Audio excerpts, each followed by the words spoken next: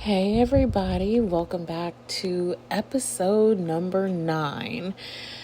And today we're going to talk about why you're still stuck on this person even after all the tarot readings you may be getting about them, attachment work, and fantasy collapses. Okay? So, let's get right into it. So I know this is going to be an episode where you might not want to hear it, but you absolutely need to hear it, okay? So we're diving into the real reason why you're still stuck on that one specific person. Yes, even after all the tarot readings, even after identifying your attachment wounds, even after realizing it was a fantasy bond and not real secure love.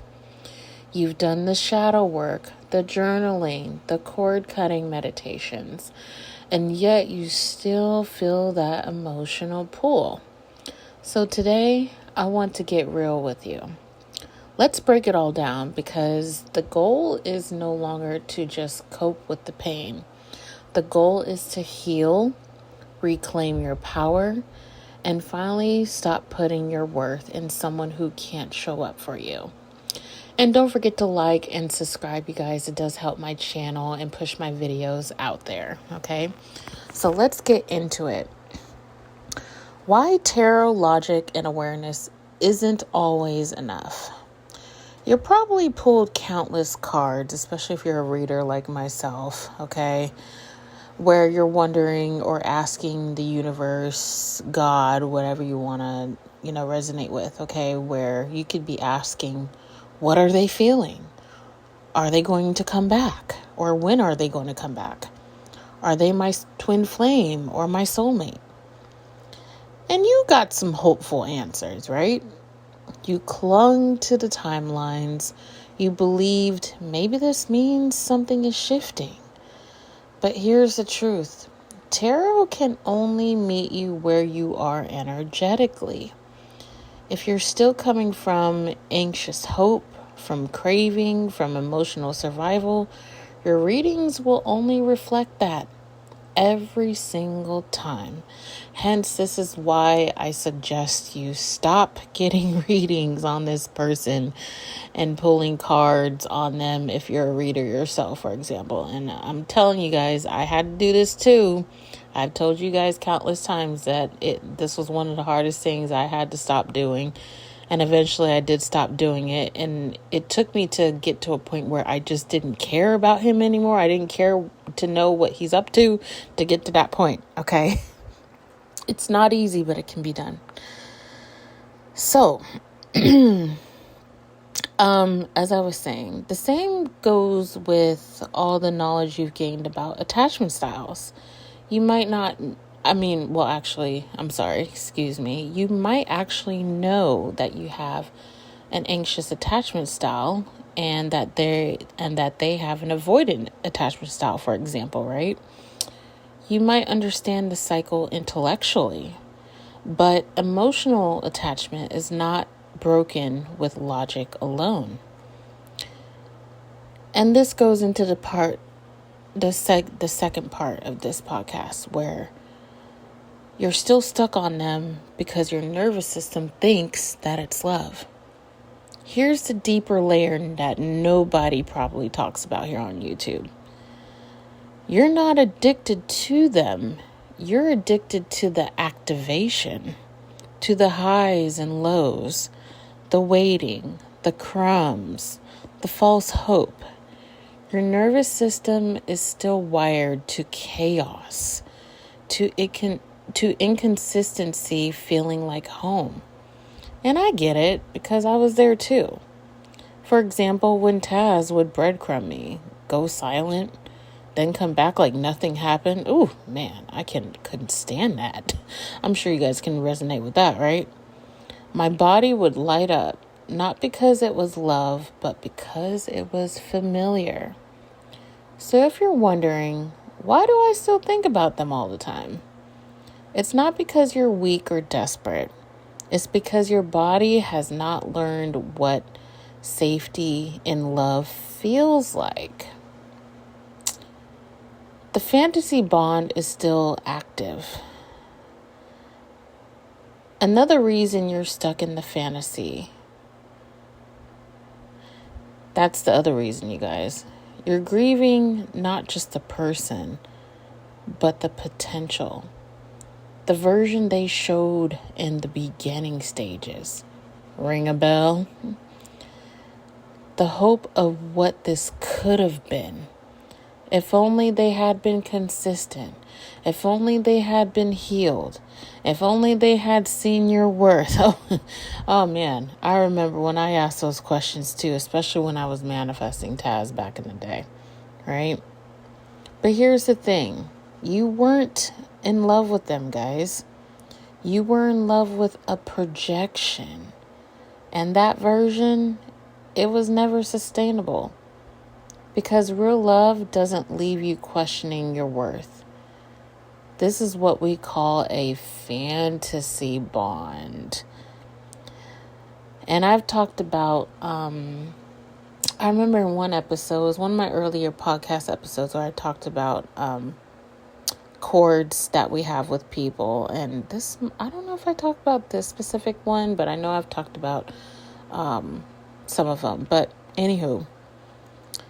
So the fantasy bond, where the illusion of emotional closeness is mistaken for true intimacy.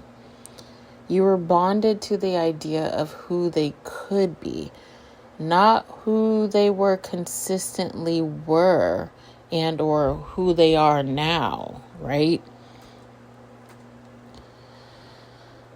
Sometimes we stay stuck in relationships and it becomes a part of our identity.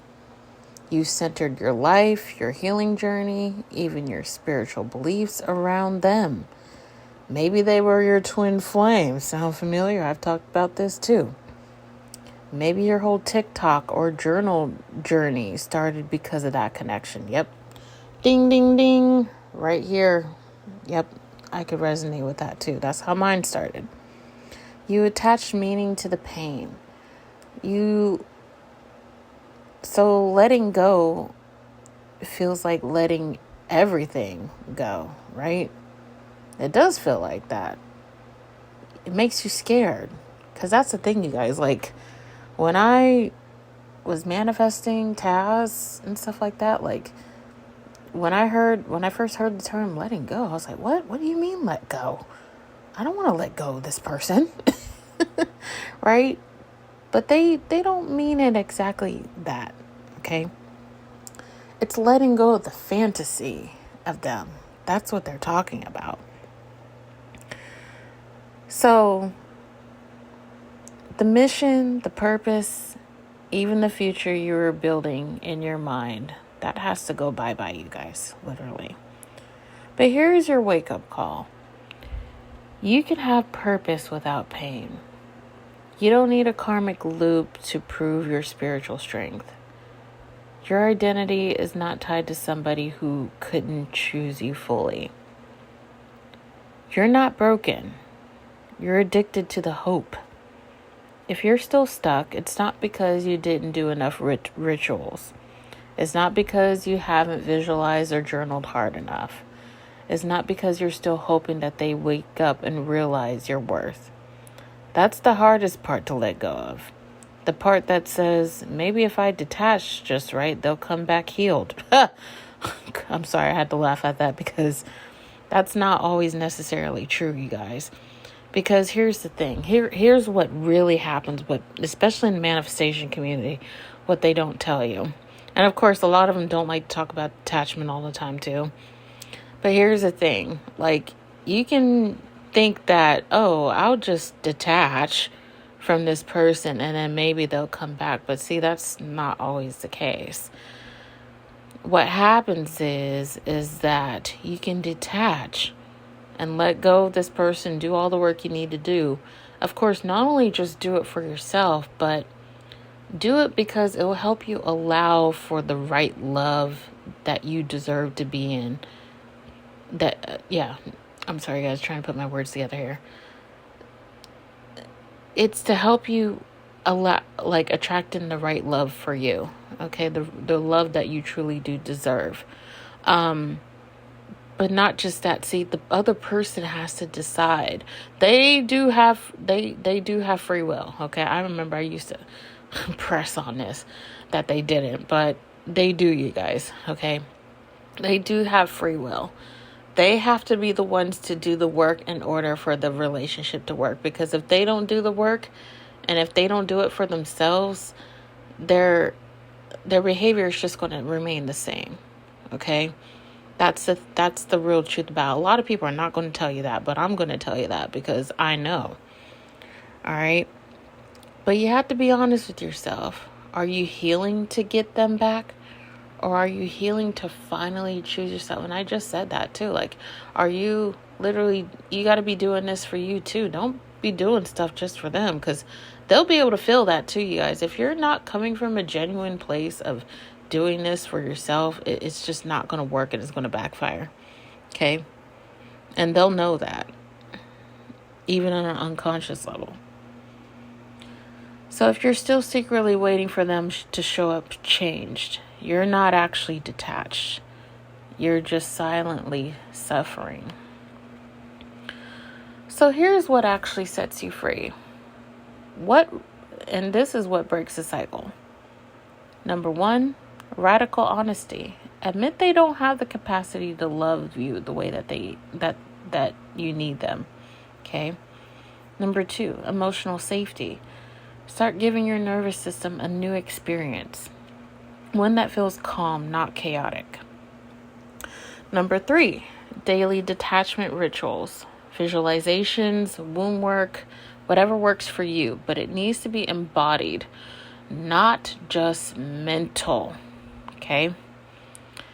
Stop looking for closure. Closure is a self-given gift. Stop waiting for the apology or epiphany. And number 5, choose boring over breadcrumbs and or chaos, as I like to call it. Yes, and that's the thing. And I've heard this in some recent, some recent YouTube some recent YouTube videos, you guys, where like when we're so used to chaos, and then when somebody can finally comes in the picture, and we're just kind of like, oh my God, like this person's different. But see, when we have, like, for example, when we have an anxious attachment style, that peace that they bring us, it's just kind of like, oh my, you're not used to it. You're so used to, like, dealing with somebody who's hot and cold and all over the place, right? So, and that's what I mean by this is real love is not chaotic, you guys. It's not obsessive. It's actually safe. It's peaceful. That safety might feel boring at first, but it's your medicine. It's the medicine you guys need, okay? You just got to work with it. So, wrapping this up, if this episode hit home, I see you. I've been there, stuck, spiraling, refreshing their page. Well, not so much. I can't agree with that, because honestly, I wasn't checking their page like that, to be honest with you. But I know a lot of people are in that stage, but I just wanted to say it, to point it out there. But or you were one of those people where you just want a sign, right? And that was me pulling cards, right? But see, the thing is, you guys, is you are the sign. You're not crazy. You're not broken. You're not behind. You're just waking up. And when you finally stop chasing the pain, you'll realize that love was never supposed to feel like anxiety. You were just taught that the pain meant passion. But now you're rewriting the story. So here's to the new version of you. The one who chooses peace. The one who no longer romanticizes breadcrumbs. The one who finally makes you the main character again. If this resonated, share it with somebody who needs to hear it. And I'll see you guys in the next episode. And until then, keep choosing you.